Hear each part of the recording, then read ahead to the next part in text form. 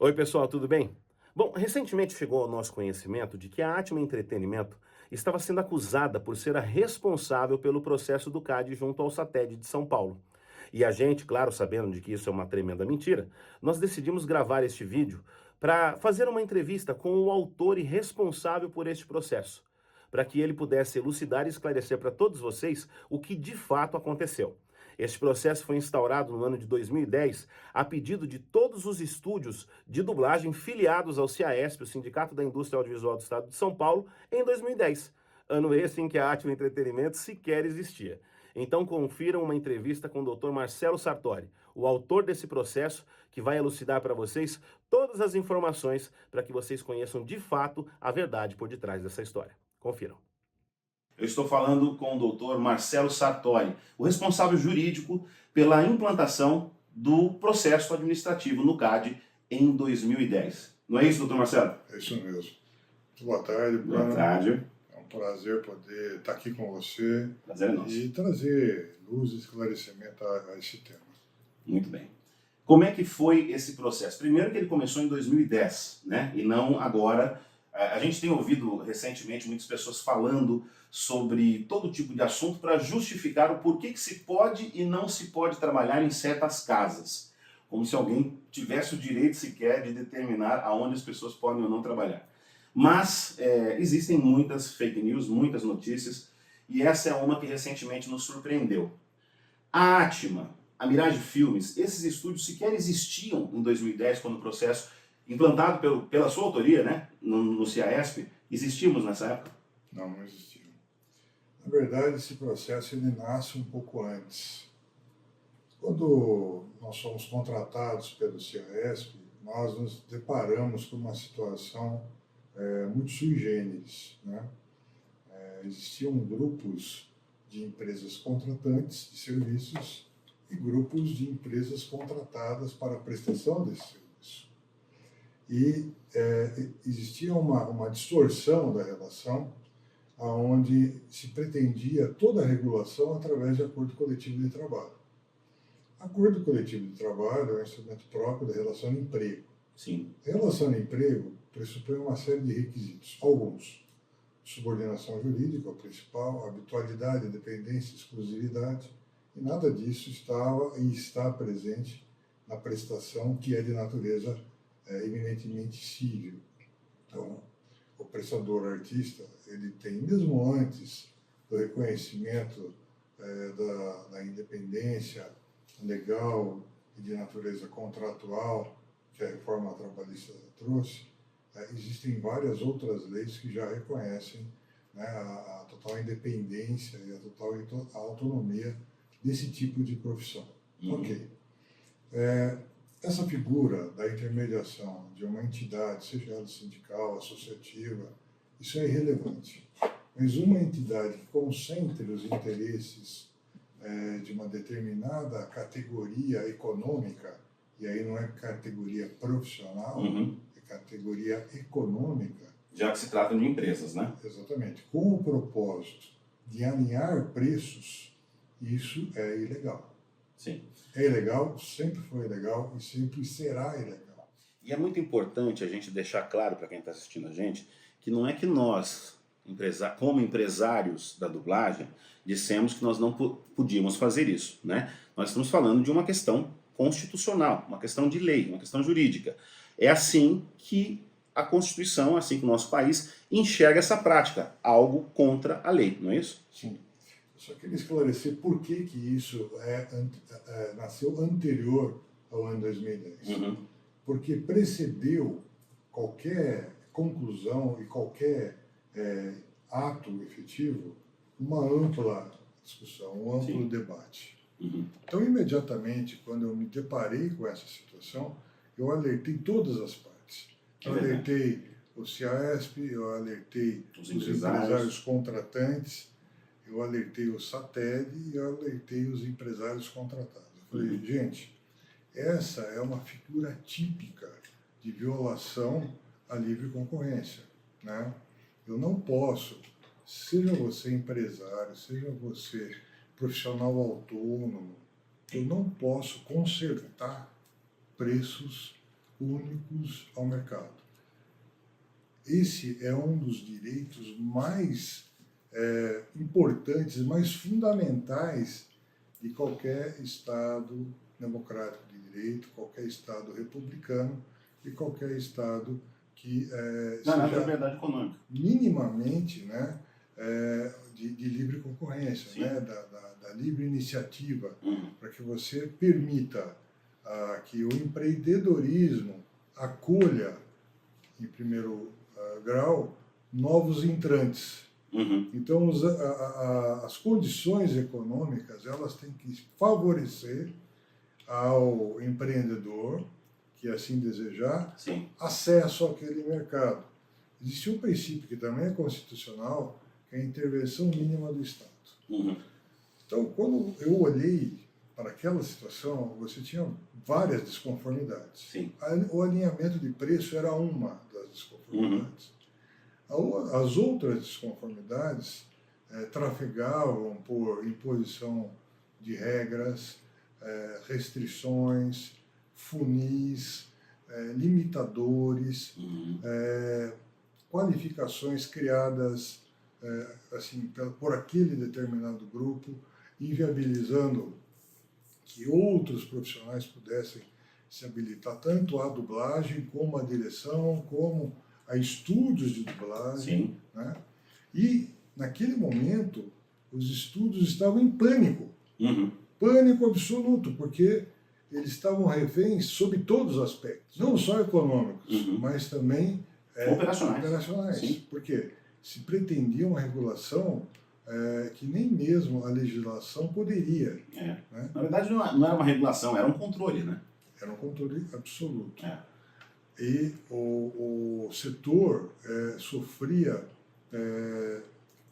efeitos diretos, perniciosos. O setor estava minguando, porque perdeu totalmente a competitividade, porque existe uma competitividade que ela não é só regional, né? Ela é nacional e global. Então, hoje, desde aquela época, se gravava em língua portuguesa em qualquer lugar do mundo. É verdade. Né? E esse era o grande reclamo. Bom, após, eu fiz um parecer, juntei um compêndio extenso de jurisprudência do CAD, que tratava exatamente da mesma hipótese de setores econômicos representados por uma entidade que poderia ser associativa, sindical, e existem várias entidades sindicais que já precederam o SATED nessa mesma pretensão, e foram todos eles, né, condenados a penalidades extremamente relevantes. Não só a entidade representativa, como o empresariado. Então, vamos dizer, o caso dos médicos. Os médicos se organizam como profissionais autônomos e foram penalizados. Né? Aquelas tabelas de referência, CRE, esse é um dos exemplos.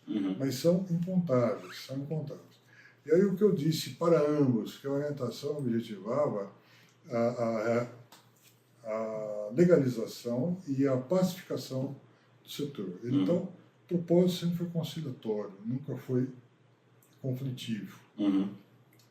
Nós dizemos o seguinte, eu não posso permitir a continuidade, porque o CAD ele faz parte de um sistema, né, um sistema nacional que visa a proteção da concorrência, e ele pode, por si ou por terceiro, iniciar um processo de investigação e apuração para verificação se a gente tem ou não o ato anticoncorrencial, o ato de concentração ou umas das espécies de violação do direito econômico brasileiro.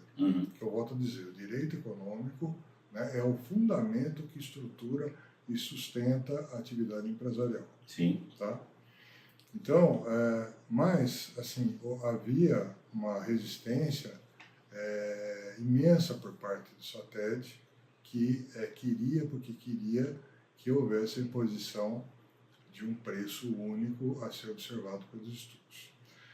Isso acontecia anualmente, essa imposição, com retaliação. Então, assim, eles exigiam que os estúdios se submetessem, os estúdios não queriam, o CIASP não queria, mas eles exigiam, né, e retalhavam os estúdios que não concordavam. Então, o estúdio que se negasse a assinar ou a cumprir a convenção ou o acordo 100% ilegal, na minha opinião, estavam fadados à retaliação, boicote. Sim. Né?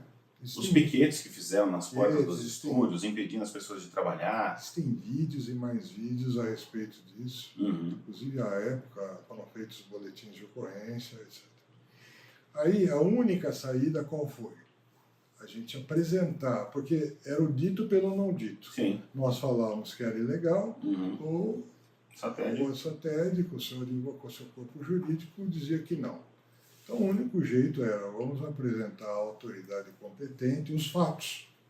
E o que eles decidirem está decidido. Então, nós confeccionamos, aí sim, em 2010, com a autorização da Assembleia Deliberativa do CIASP. Tá, então só para ficar claro, isso tudo aconteceu antes de 2010, que foram essas conversas com os empresários diante de todo esse cenário que o senhor descreveu aqui. Então, em 2010... Em 2010 isso foi ultimado, porque chegou a um ponto de ruptura. Não havia mais condições de sustentação. E o sentimento era generalizado. Em uma assembleia no CIASP, nós apresentamos essa alternativa, que seria a apresentação dessa consulta, desse processo administrativo, junto ao CAD, que compõe esse Sistema Nacional de Proteção à Atividade Econômica. Perfeito. E, por unanimidade, creio, não me lembro se teve um outro dissidente, mas a maioria eu me lembro que foi maciço. Por quê? Porque era uma necessidade urgente. Geral, né? Sim. Então, nós fizemos o processo e apresentamos ao CAD. Então, o CAD o recepcionou, e o CAD, ele antes de tomar qualquer providência ou medida, ele tem uma trilha extensa e minuciosa a cumprir. Sim. Então, ele investiga, ele escuta, ele vai em loco, ele toma outras medidas se ele achar necessário para chegar a uma determinação. Eu acho que 2011 ou 2012 houve uma mudança da diretoria e nós fomos descontratados do CIASP. Do CIASP. Isso o escritório Sartori e Associados. Perfeito. Bom, eu transmiti todas as informações que eu tinha para o colega, inclusive prestei algumas consultorias para o colega, não para o CIASP, ao longo desse tempo. Quando a gente tinha alguma dúvida, como funciona isso, como funciona aquilo, onde está isso, como foi peticionado, a gente franqueou 100% da informação. Perfeito. Em 2018, 2019, eles voltaram a nos procurar, né? A gente foi recontratado. Para minha surpresa, com os exatos mesmos problemas. Na verdade, esse é um problema... 10 anos depois, os mesmos problemas perduravam. Na verdade, esses problemas eles existem, segundo as vozes mais experientes. Eu já estava em 2019 no CIASP, eu me lembro da Pierângela, da BKS, dizendo que era uma coisa que há mais de 40 anos acontecia. Mais de 40 anos acontecia. Então, era assim uma recorrência. Sim. Né? Uma recorrência sem solução. Curiosamente, acho que 3 ou 4 meses após o nosso retorno, que a gente começou a reconstrução de todo esse conceito, o CAD se manifestou e pediu informações. Sim. Né? Pediu informações para nós, para o SATED, para outras pessoas, outros atores. Sim. Nós informamos que nós temos o dever Sim. legal de informar. Claro, é uma intimação praticamente. Nós nunca poderíamos nos omitir Sim. ou mentir, pior ainda. Exato. Né? Então, nós prestamos as informações da maneira mais fidedigna possível e com a participação também assemblear dos demais estudos, tinham muitos estudos, e todos acompanhavam naquela época para a passo. Né? Inclusive, me permito fazer uma colocação que eu acho que é muito importante. Em 2019, nós já estávamos, tanto a Mirage Filmes quanto a Atma, que recentemente, né, a Atma tem sido atacada dizendo que ela foi responsável pela questão do processo do CAD contra o SATED, não é verdade. É muito importante deixar muito claro que nesse momento em que o CAD pede as informações, não só a sua figura jurídica representando novamente o CIASP, mas também com o comprometimento de explicar o que isso poderia causar aos estúdios que faziam parte até então, né, do CIASP, se o CAD de fato constatasse que aquilo era uma prática ilegal. Então, todos nós tivemos que prestar informações ao CAD, até para a gente se defender e mostrar que todas as empresas eram coagidas, né, É verdade. a prestar aquele tipo de trabalho, a fazer aquele tipo de ação, porque senão ninguém trabalhava. Então as pessoas eram conduzidas a uma prática ilegal. Na época, ao que eu me lembro, 100% dos estudos repudiavam essa imposição. 100%. Né?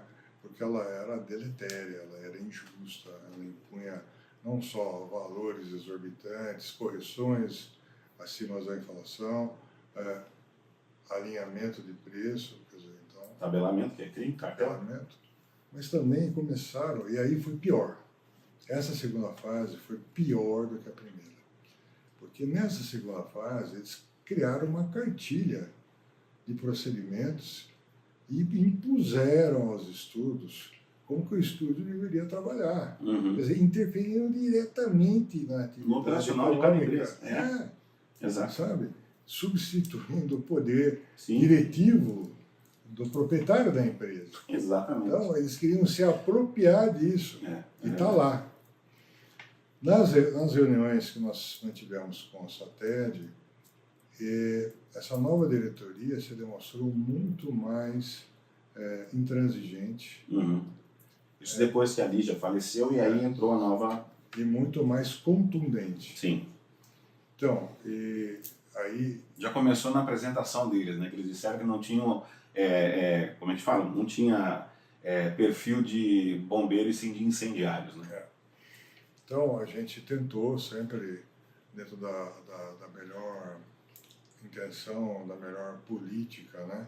Independentemente da gente não reconhecer né, a legitimidade desse tipo de representação para aquele fim, poderia existir para qualquer outro, Sim. mas para aquele fim ela era ilegítima. Eu até me lembro de uma noite, nós adentramos a noite, eu de novo produzi todo o documento atualizado a respeito da ilegalidade. E eu me lembro que eles disseram assim, olha, isso que você está falando é uma bobagem, esse negócio do CAD não vale nada, não vai dar em nada. Não vai dar em nada. E a gente quer, porque a gente quer a data base e o reajuste. Acabou. Foi assim que terminou. Tá? Bom, ato contínuo, né? Porque o CAD, ele é lento, mas ele se movimenta. Ele continuou... É minucioso, né? Não é que é lento, mas ele tem todo um processo, né? Ele continuou a pedir informações, até que ele chegou numa conclusão e emitiu uma nota técnica, que era o propósito. E a nota técnica dizia, ipsiliter, o que a gente defendia, que essa era uma prática ilegal, anticoncorrencial e vedada pela lei. Pois bem, diante dessa recomendação, porque a imposição da multa ela não é automática, ela também observa etapas. Então, a conclusão e a recomendação interrompe imediatamente essa prática. E o SATED, assim como o CIAS, foram notificados. Ok.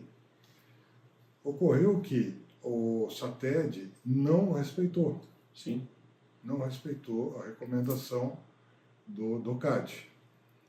E continuou a proceder da exata mesma forma. O CAD ele tem meios próprios de investigação. E foi o que ele fez. Ele continuou a investigar. E num desses atos investigatórios, ele constatou a reincidência da prática. Eles chegaram até a colocar uma nota no Facebook, se não me engano, convocando, após a notificação do CAD, convocando uma nova assembleia para definir a database, né? Não, era aberto. Não havia nem mesmo cuidado para que aquilo fosse oculto. Oculto, exatamente. Era colocado nas redes sociais. Era aberto, escancarado. Uhum. Aí, então, primeiro ato, conclusão e recomendação. Segundo ato, decorrente do desrespeito, porque é um dos órgãos mais sérios do país, né? Se não o mais sério. É verdade. Então, é uma autarquia com absoluta independência política, financeira, enfim. Foi deferido uma medida protetiva. Então, o que essa medida protetiva diz? Interrompa a prática sob pena de multa. Perfeito. Então, veja, quantas chances, desde 2009, Sim. foram dadas. Eles foram avisados o tempo todo, né? O tempo todo. Aí, então, houve um ato formal e oficial do CAD, informando a decisão e solicitando a interrupção. Em face da continuidade, houve uma medida protetiva. Acontece que, mesmo com a medida protetiva, houve um desrespeito do entendimento do CAD. Então, veja, a medida protetiva dizia o seguinte: se você não interromper, você estará sujeito a uma multa diária. O satélite poderia ter interrompido. Sim. Inclusive uma questão de obediência cívica. Com certeza. Você entendeu? Com certeza. Ele não obedeceu. E é muito importante deixar claro que, além de todas as notificações que o satélite recebeu por parte do CAD, antes, em assembleia, nós havíamos conversado sobre isso. Quando se deu o seu retorno, quase 10 anos depois, o processo, a consulta já tinha sido instaurada, e quando nós entramos, a Mirage Filmes, a Atman, que aí sim nós tomamos conhecimento de tudo isso, eu me lembro pessoalmente, até porque eu cheguei a presidir algumas assembleias que nós tivemos lá, a conduzir as conversas com os empresários e o satélite, e inúmeras vezes nós falamos, não é que nós não podemos fazer uma pesquisa para entender mais ou menos quanto que se deva pagar, nós não podemos continuar com uma prática que a lei vê como algo ilegal. E eu lembro inúmeras vezes das pessoas dizendo realmente por parte do satélite, isso não vai dar em nada, o CAD não vai dar em nada, a gente tem que garantir os direitos e os direitos. Esse era sempre o discurso, não é, Marcelo? Isso aí. E aí, infelizmente, eles não observaram as determinações do GAD, como eu disse, é o órgão máximo em questões de direito concorrencial e econômico, e deliberadamente incorreram na multa. Essa multa decorre de uma violação, uma desobediência frontal de uma determinação expressa do órgão máximo da República. Claro. Entendeu? Então, ninguém propôs nada contra ninguém, ninguém é responsável pela penalidade aplicada no seu próprio satélite. Exatamente. Né? Porque a ele foi dado todas as chances. Toda a chance, toda a oportunidade para que pudesse corrigir, para que pudesse pacificar. Assim, a liberdade concorrencial é a essência da prosperidade de um país, especialmente de um setor. Então, Bruno, foi isso o que verdadeiramente ocorreu, e quem participou ou quem quiser consultar o processo no CAD vai poder aferir que está tudo lá. Bom, isso que o doutor Marcelo está dizendo é o seguinte, é um processo público. É só vocês entrarem consultem esse número do processo que eu vou colocar para vocês aqui, e vocês vão ver que tudo o que o Marcelo está dizendo aqui é verdade. Nós não estamos mentindo. Aliás, nós nos demos ao trabalho de fazer isso daqui para que vocês conheçam a verdade. Porque, infelizmente, as pessoas saem falando o que elas querem, as pessoas têm preguiça de pesquisar e as pessoas simplesmente acreditam, julgam e condenam de forma errada, baseado em coisas baseadas em falácias e fake news.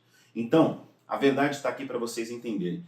E antes da gente encerrar essa conversa com o Dr. Marcelo Sartori, eu queria que ele falasse só mais uma coisinha, que é a respeito, nós estamos falando de um crime contra a economia, que é a formação de cartel, e tudo isso por conta de uma reserva de mercado. Para quem não sabe, a reserva de mercado é simplesmente um grupo de empresas ou prestadores de serviço que se fecham em uma panela para garantir que somente eles trabalham, não permitindo que outras empresas, que outros prestadores de serviço realizem esse trabalho, não é isso? É isso mesmo. E Isso também é ilegal. só que tem mais uma coisa muito importante. Queria que você falasse um pouquinho sobre as blacklists. Então, blacklist nada mais é do que um meio nefasto, pernicioso e extremamente ardiloso de você bloquear o acesso de empresas ou profissionais a determinados mercados. Mas existem muitos mecanismos de detecção e de combate, entendeu? Então, novamente, gente, o CAD, o Ministério Público, a Polícia Federal, a Polícia Estadual, ela está empenhada e aparelhada para identificar todo tipo de ato anticoncorrencial, de concorrência desleal, de restrição de acesso ao mercado, de dificultar o acesso ao mercado. E basta um clique da própria entidade pública para que isso tudo seja investigado, apurado e penalizado. Então, minha recomendação, primeiro eu queria me colocar à disposição, quem quiser conversar comigo, consultar, eu estou aberto, sem problema nenhum, posso dar mais detalhes, mas eu recomendo fortemente, né, a todos os empresários, cidadãos brasileiros, que primeiro primem pela moralidade, segundo pela legalidade, terceiro pela lealdade, quarto pela verdade. Né? Tem espaço para todo mundo, o mercado é grande, mas ele pode ser muitíssimo maior. Vocês podem acompanhar nos noticiários econômicos, a gente tem o predicado aqui no Brasil de afastar investimentos e oportunidades através de más práticas. Então, essas más práticas, elas não frutificam, né? A semente, que ela não é saudável, ela não dá fruto. Então, a minha recomendação é que vocês tenham isso sempre em mente como norte magnético, não só da atividade econômica, mas de todas as atividades humanas, porque a gente não é duas pessoas, a gente é uma só. Ou a gente é uma boa pessoa no geral, ou a gente é uma má pessoa no geral. Então, a minha recomendação, né, é que vocês sejam a melhor pessoa no todo. O Dr. Marcelo falou uma coisa muito importante aqui, que eu acho que vale ressaltar. Existem órgãos públicos que são responsáveis para identificar as práticas ilegais. Estou falando de Polícia Federal, estou falando de uma série de coisas. Quando se fala de blacklist, toda falácia, ações em redes sociais, mensagens, corredores, não pode trabalhar em tal lugar, porque se você trabalhar lá, você não vai trabalhar em outros lugares, tudo isso faz parte de uma blacklist. Quando você coloca uma lista negra com nomes de lugares onde você pode ou não, onde você deve ou não trabalhar, você está incorrendo nesse crime. Então é muito importante que você saiba disso. Nós tentamos avisar ao SATED. Nós conversamos com eles. E infelizmente foi uma decisão deles. O que aconteceu, como o Dr. Marcelo Sartori aqui colocou, foi por culpa do próprio SATED. Infelizmente, o processo continua, aliás, infelizmente não, o processo continua caminhando e, infelizmente, houve uma incorrência de uma multa de quase 2 milhões, né, 1,7 milhões de reais, por um descumprimento de uma deliberação que o CAD já tinha dado, dizendo assim, parem com esta prática. E a multa é diária. E a multa é diária. Então se chegou nesse montante, é que passaram-se muitos dias sem se respeitar a determinação. Então, assim, entendam isso que ele está dizendo. Essa multa não é a conclusão do processo. O processo continua. Portanto, empresários, dubladores, que também são empresários, todo mundo está no mesmo cesto. E quando for decidido e definido a questão final do CAD, aí acredite, o tombo vai ser muito maior. Então, a gente precisa parar com isso. Nós estamos vivendo uma época hoje, em relação à dublagem, que ela está sim com os dias contados. Será que você está em condições de recusar trabalhos? De deixar de pagar as suas contas? De deixar os seus fãs na mão? Por conta de várias situações que são colocadas de forma mentirosa apenas para se cumprir um outro crime da reserva de mercado. Pensem muito bem nisso, porque fãs estão sendo deixados nas mãos, pessoas estão tendo problemas psicológicos e emocionais, depressões, crises e tudo mais, por conta de pressões e coações sofridas por pessoas. Imagina que recentemente todo mundo foi condicionado a não trabalhar e não assinar contratos. Quantos dubladores perderam papéis, perderam trabalho, perderam dinheiro e agora de repente voltaram atrás? Não, pode assinar tudo. Quem é que vai pagar essa conta? Quem é que vai reparar isso? Nós estamos aqui para tentar ajudar vocês a abrirem os olhos. Nós não estamos contra A ou B. A gente só está a favor da verdade. E ela precisa ser dita para todos. É por isso que o Dr. Marcelo Sartori está aqui. Gentilmente, ele se dispôs a esclarecer todas as dúvidas que vocês precisarem. Aqui está o contato dele. Mas vão atrás, pesquisem, perguntem, saibam da verdade. É só assim que a gente vai conseguir mudar tudo isso. Dr. Marcelo, muito obrigado. Foi uma honra, um prazer tê-lo conosco ao longo desses anos. Esperamos de verdade que as coisas mudem, melhorem, porque eu acho que é frustrante até para o senhor, né, de depois de 10 anos voltar e ver a coisa patinando da mesma maneira ainda. Mas lá atrás, acho que há de se lembrar, eu disse que a gente ia fazer de tudo para a gente tentar mudar isso e trazer o máximo possível da verdade para as pessoas. E é isso que a gente está tentando fazer aqui hoje. Muito obrigado, que Deus continue te abençoando sempre. A todos nós, obrigado pela oportunidade, prazer poder estar aqui para esclarecer e contribuir, e fico à disposição. Muito obrigado. Forte abraço. E vocês, a gente vai ficando por aqui agora. Segue aqui os contatos bonitinhos, segue aqui o número do processo. Fiquem com Deus, que Deus abençoe todos vocês. Muito sucesso, vamos trabalhar e busquem saber a verdade. Obrigado e até a próxima.